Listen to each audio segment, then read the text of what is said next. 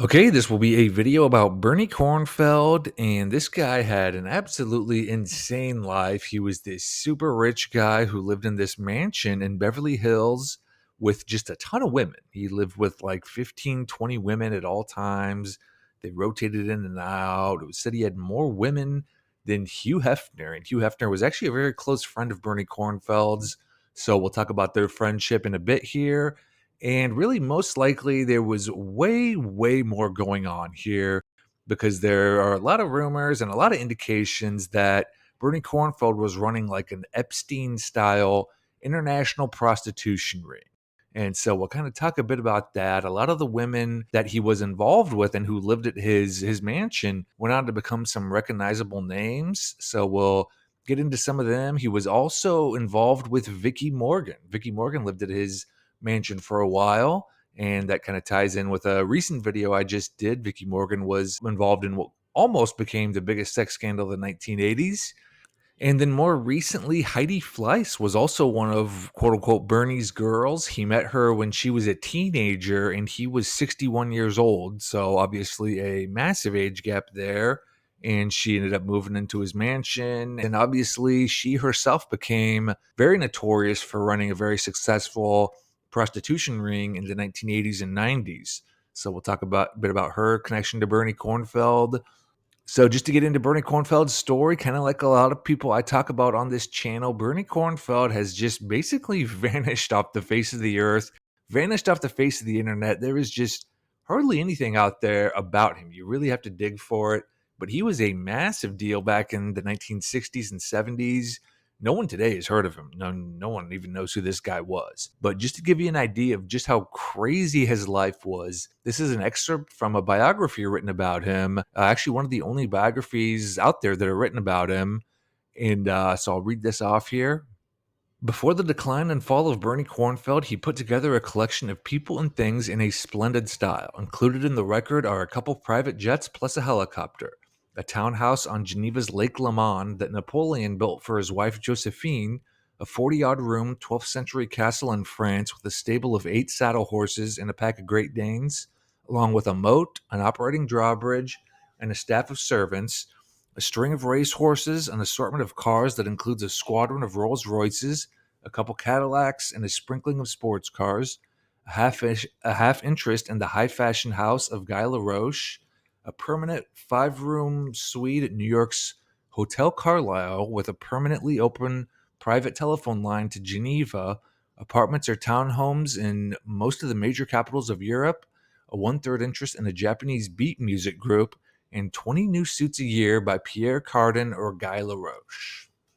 So he was insanely rich and very flamboyant about spending his money. And unfortunately, the story of how he got all this money is a pretty awful one. It's really almost identical to the story of Bernie Madoff that became, pretty well known decades later. But Bernie Cornfeld ran this company, IOS, Investor Overseas Services, that was a big mutual fund. It went public in Europe, exploded, made everyone a ton of money. Then the market crashed and the company became almost worthless. And everyone invested who invested their money lost a ton of money. Sometimes they lost their entire life savings. And this was a big deal when this just suddenly collapsed because it was a massive, massive company with billions of dollars in assets for a while. Then this guy, Robert Vesco, came along and bought out the company for next to nothing. And he set up this whole elaborate thing with shell companies and pyramid schemes to steal as much as he could. Then this Robert Vesco went on the run. He went to Cuba. He went to the Bahamas. There was this massive manhunt for him. The government tried to extradite him. And there was even speculation that he wasn't alive.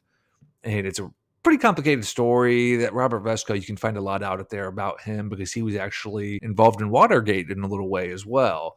But the point here is that Bernie Cornfeld had this massive empire. He was regarded as this total financial genius, and then this thing just collapsed almost overnight. And this headline here kind of summarizes it all up. It says, "No one has ever amassed a fortune as quickly as Bernie Cornfeld, and no one has ever lost one faster either." And Bernie Cornfeld always claimed that it wasn't his fault that the company collapsed, that Robert Vesco was the one to blame. And Bernie Cornfeld claimed he tried to get his investors' money back. Who knows if he was being honest or not, but for a while, this iOS company and Bernie Cornfeld were just printing money, insanely rich, tons of money. And we mentioned how Bernie Cornfeld had all these residences all throughout the world, but his main one was this mansion, Grayhall, in Beverly Hills. And again, he lived there with anywhere from 15, 20, 25 women, all of whom were much, much, much younger than he was. And it sounds like this Grayhall place was just a total party every night, just parties until 4 a.m. And it was always like the finest champagne, catered meals, tons of women, a whole bunch of celebrities. I mean, it really does just sound like a nonstop party. And it honestly kind of sounds like the Playboy Mansion. In fact, it almost sounds identical to the Playboy Mansion. And there's some interesting things here comparing Grayhall and Bernie Cornfeld to Hugh Hefner and the Playboy Mansion. And the first thing is that Hugh Hefner and Bernie Cornfeld were very, very, very good friends. They were very close. Bernie Cornfeld was also friends with Bob Guccione of Penthouse Magazine. And interestingly, the only time that Hugh Hefner and Bob Guccione met was at a party hosted by Bernie Cornfeld. Years down the road, Bob Guccione was giving this interview, and he says they asked him about his, how often he talks with Hugh Hefner, and he says, I only met Hugh Hefner once. It was at a New Year's Eve party given by Bernie Cornfeld. And then he mentions later, Bernie Cornfeld was an iconic figure. And so obviously this sounds like quite the party. I definitely would have loved to have been at this one with Hugh Hefner, Bob Guccione, and Bernie Cornfeld all at the same party. But one interesting thing is that Hugh Hefner had this doctor. His name was Mark Sanganor.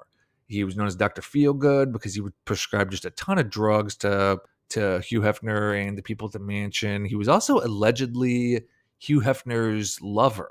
They allegedly had like a, pretty serious relationship, I guess. And a few years ago, the daughter of this Mark Sanganor came forward and she talked about like her experience growing up at the Playboy Mansion and the things she saw and a whole bunch of stuff. And one thing she talked about in her book was how there were these shadow mansions, these shadow Playboy mansions, almost like a mini Playboy mansions at the time. These were oftentimes friends of Hugh Hefner's who had their own mansions with women. And then she claims like they would just basically trade them like cattle, where these friends would just each have almost like a stable of women, and then they would just trade them back and forth and almost swap them like baseball cards. And she claimed these girls were as young as 16, and they were basically groomed by these men to be like high-end prostitutes. And there was just all these drugs at these mini Playboy mansions, and these girls were all trafficked to,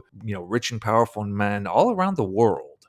And she specifically, in her book, she specifically mentions Bernie Cornfeld as one of the people who owned one of these shadow mansions and who ran it, and specifically mentions him as a person who, was trafficking these girls out to, basically anyone who would pay a lot of money. And it was pretty well known that Bernie Cornfeld was a part of what was known as the quote unquote Rabbit Pack, which is kind of like Hugh Hefner's closest like friends. They apparently would always hang out, and they were known as the Rabbit Pack. And something else that's really interesting is that a few years ago, there was this story that came out about these secret tunnels that were built underneath the Playboy Mansion that connected the Playboy Mansion to other mansions in the area. And it was claimed that these tunnels connected, the Playboy Mansion to like houses of celebrities like Jack Nicholson and Warren Beatty. And this is allegedly pictures of these tunnels being dug and constructed. And there's actually reports that say Bernie Cornfeld is the one who financed and helped build these tunnels. There's also reports that Bernie Cornfeld is one of the people who financed the construction of the Playboy Mansion. And there's also reports that Bernie Cornfeld owned a sizable chunk of Playboy. So the details of kind of like just how involved Bernie Cornfeld was with Playboy and the Playboy Mansion, they're a little murky. There's kind of some contradicting stories, but the point is he was definitely involved with Playboy. And as we mentioned, he was a very, very close friend of Hugh Hefner's. And his mansion, Grayhall, was just right around the corner from the Playboy Mansion. So it was just right in the same area. I couldn't find anything that officially said like Bernie Cornfeld's mansion and the Playboy Mansion were connected by these underground tunnels, because most of the articles just mentioned like the celebrities and the people's names who, most people would recognize. And as far as these tunnels, most likely there was way, way, way more going on here with these. So, first of all, this story about these tunnels underneath the Playboy Mansion, this came out probably, I would say, like 5 to 10 years ago. And it was Playboy themselves who, tweeted it out and reported about it. And then, like, it generated all this attention. And Playboy, like, later on, months down the road, said, "Oh, never mind. That was just an April Fool's Day prank. Like, we were just joking around." It wasn't even on April 1st when they talked about this for the first time. So anyway, they deny it that it exists, but I don't buy their denial at all. I think the story just got much, much bigger than they anticipated that it would, and they didn't want the attention. But the reason I think there was just way more going on here was because constructing something like this would have been incredibly, incredibly expensive to dig these huge, long tunnels that connected the Playboy Mansion to all these other houses. And again, the official story is that they were built to give these celebrities easy access to the Playboy bunnies. But financing this humongous tunnel system for probably millions of dollars or at least hundreds of thousands of dollars, it seems like such an extreme thing to do just to get a girl every now and then. Most likely, what was going on is they were trying to conceal something. And most likely, it was probably that, a lot of the girls that they were with were underage. And this whole thing was illegal. It definitely could have been drugs too, because apparently drugs were just everywhere at Bernie Cornfeld's house and at the Playboy Mansion.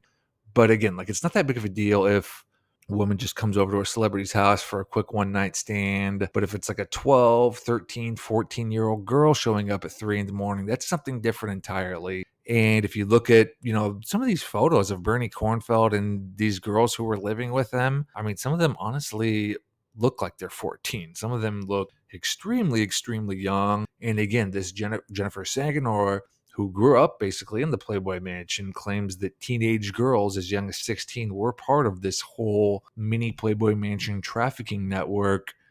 And so it really does seem like Bernie Cornfeld was running an international prostitution ring with girls who were even underage in some cases. And that was always kind of like the rumor with him, was that he wasn't giving these girls a place to live in this luxurious mansion because he just wanted some companionship for himself. He was selling them to the highest bidder, selling them around the world. And if you look at some of the girls who lived with him at various times throughout like the 60s and 70s, there's some interesting details about some of these women that kind of, I think, seems to kind of support the idea that this was like an international call girl ring type thing. So most of the girls who lived with them are basically unknown. They didn't go on to become like celebrities or anything like that, and nothing is really known about them. Even this photo that was from like 1971, it lists these three girls: Kelly Page, Bonnie Hulse, and Patty Lotus. Couldn't find anything on any of them. None of them ever became like actresses or, models or anything like that. But some of the girls did go on to become kind of like somewhat recognizable names. And so there was this lady, Joey Heatherton, who was like this sex symbol of the 1960s. She lived with Bernie Cornfeld for a while. There was Alana Stewart, who married Rod Stewart down the road. And then he was also rumored to be involved with Audrey Hepburn and Victoria Principal, who went on to star in Dallas. And then Heidi Fleiss was kind of the big one. We'll talk about her more in a bit.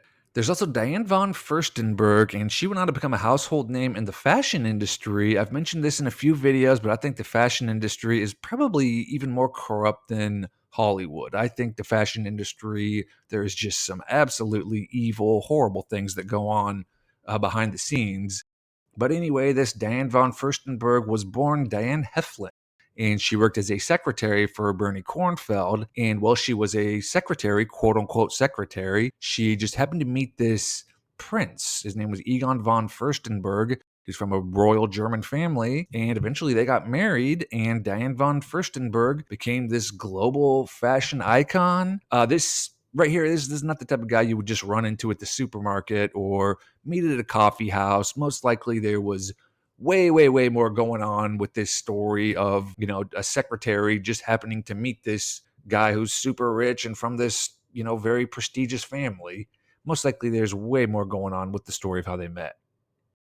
There was also this girl, Christina Helm. She was another girl who lived with Bernie Cornfield for a long time, and this is a wild story. She dated all these famous people: Warren Beatty, Jack Nicholson, Mick Jagger, Joe Namath, all these, super recognizable celebrities and actors. And Christina Helm herself wasn't like a big successful actress or anything like that. She appeared in a couple random TV episodes and just very small roles throughout the 1970s, and that was about it. So it's kind of like, well, how does this girl, this random girl, just happen to get linked up with all these A-list, actors and celebrities? She did live with Bernie Cornfeld for a long time, and the fact that she was linked to all these famous actors and A-list celebrities kind of lines up with the notion that Bernie Cornfeld could have been, kind of pimping these girls out and trafficking them to his friends. Now, this Christina Helms story is wild because it was claimed she recorded herself, audio recorded herself when she was with a lot of these guys. And she had all these tapes and this really extensive diary of all the men that she'd been with. And then one night in 1981, she was murdered on the street in LA. The mystery has never been solved. It's never been solved who killed her. This is Who Killed Christina Helm is a really good site that I found that just really kind of dives into this mystery of who killed her and what happened. But it sounds like she was pretty promiscuous. This is just a random photo of this band Booker T and the MGs. She just happened to show up and crash this photo shoot they were doing, and she just walked out, naked and crashed the photo shoot for the hell of it. Now, interestingly, with her, it was also rumored that she was involved with the Shah of Iran. So again, the fact that, she was one of Bernie's girls and just happens to be involved with someone like the Shah of Iran. Again, this is not someone like that Prince von Furstenberg, not someone who you would just kind of randomly run into at a coffee house or at the supermarket. Like, this is, a really powerful person halfway across the world. So the question kind of comes up, well, how does someone like Christine Helm just happen to get linked up with the Shah of Iran? Was it Bernie Cornfeld, like, kind of trafficking her, around the globe? And then there's Vicky Morgan. This was a video I just very recently did. Vicky Morgan was the mistress to one of Ronald Reagan's closest friends. And this friend of Ronald Reagan's, his name was Alfred Bloomingdale, had what was described as a sex dungeon. And he was filming a whole bunch of really powerful people in his sex dungeon with a bunch of prostitutes. And so it's a wild story. It was really the biggest sex scandal of the 1980s. It really could have been just one of the biggest stories of all time. But Vicky Morgan moved in with Bernie Cornfeld in the late 1970s. And while she was kind of involved with Bernie, Vicky Morgan started dating King Hassan of Morocco. And she also, dated, quote unquote, dated. I keep using the term dated, but it's not really dating. But she was also involved with the daughter of King Faisal of Saudi Arabia. So again, for Vicky Morgan to move in with Bernie Cornfeld here and then just all of a sudden get involved with really powerful people halfway across the globe, I think it really kind of substantiates this idea that Bernie Cornfeld could have been running an international prostitution ring, that he was just sending off these women all around the globe. And then most recently, and probably most recognizably to most people, is Heidi Fleiss, who was one of Bernie's quote unquote girls for a while. She was either 17 or 19 when she met Bernie Cornfield. There's kind of some conflicting reports, but he was 61 when this happened. So huge age gap of over 40 years. And they, supposedly randomly met and were involved for a number of years. She moved into his mansion, and they spent all this time together and whatnot, and went on all these travels and everything. And according to Heidi Fleiss's official story, is that she met this madam named Madam Alex, who was kind of like the biggest madam in Hollywood, and Heidi Fleiss started working for her, and that's how she kind of got involved in the whole call girl prostitution industry. But you got to wonder if it was Bernie Cornfeld who got her started, because even after she moved out of his mansion, apparently they were very, very close. And it seems just a little too coincidental that Bernie Cornfeld was running what really seems like it was, a pretty major call girl prostitution type ring. And then Heidi Fleiss, supposedly meets him at age, 19 or even 17, moves in with them, and then after she moves out, she starts running a call girl ring of her own. So it seems pretty coincidental that those two things line up like that. And there's a lot of similarities between this setup that Bernie Cornfeld had and the Jeffrey Epstein ordeal from decades later. Both of these guys had just a ton of women, potentially underage women. And they also both had seriously powerful and famous people who they were linked with. And this whole Bernie Cornfeld thing was most likely way, way bigger than what I've even covered in this video because, like I mentioned, most of the girls who live with them are just totally unknown. And it's unknown what they were involved with and who they were involved with as well when they were with Bernie. The only people who really know anything about are the girls who kind of went on to become like somewhat famous or recognizable. We don't know who a lot of these other girls, like who they were involved with or what they were involved with. And it sounds like there were just hundreds of these other girls, maybe even thousands of them. And really nothing is known about just who they were involved with or what they were up to. And one thing to note is that Bernie Cornfeld was huge into the development and advancement of the state of Israel. He was very, very passionately Jewish, and this always led to rumors that he was working for the Mossad and that this whole thing was just this massive blackmail operation used to get blackmail material on all these powerful people. Obviously, this lines up with the whole Epstein situation as well, because Epstein was also rumored to be working for the Mossad, and Epstein had all these properties that were all wired with hidden cameras to capture people on camera with these girls that he set him up with. And the whole concept of blackmail seems like it comes up in almost every video that I do. And this story in particular seems like it was just a massive blackmail operation. This Jennifer Sagnor even claimed that a lot of these girls were being blackmailed to basically force them to stay into these call girl rings with the threat of like video of them getting released. And so that's kind of, what I could piece together about this whole Bernie Cornfeld story from the little information that's out there about him. There's really not much, even on the internet, about Bernie Cornfeld. It's really crazy to me. I mentioned this earlier, but it's really crazy to me how some of these people and events that were just massive deals, oftentimes not even that long ago, have just been kind of forgotten about. And like Bernie Cornwell is a great example of that. He was a big deal even into the 1970s, and his story is a crazy one. And it's really hard to find much info out there about him. So just kind of doing my part to make sure some of these people and stories aren't forgotten about. I really appreciate you watching, and big shout out to the subscribers here on YouTube and on Patreon. Greatly, greatly appreciate the support. It really means a lot. So thanks again, and we'll see you soon with another video.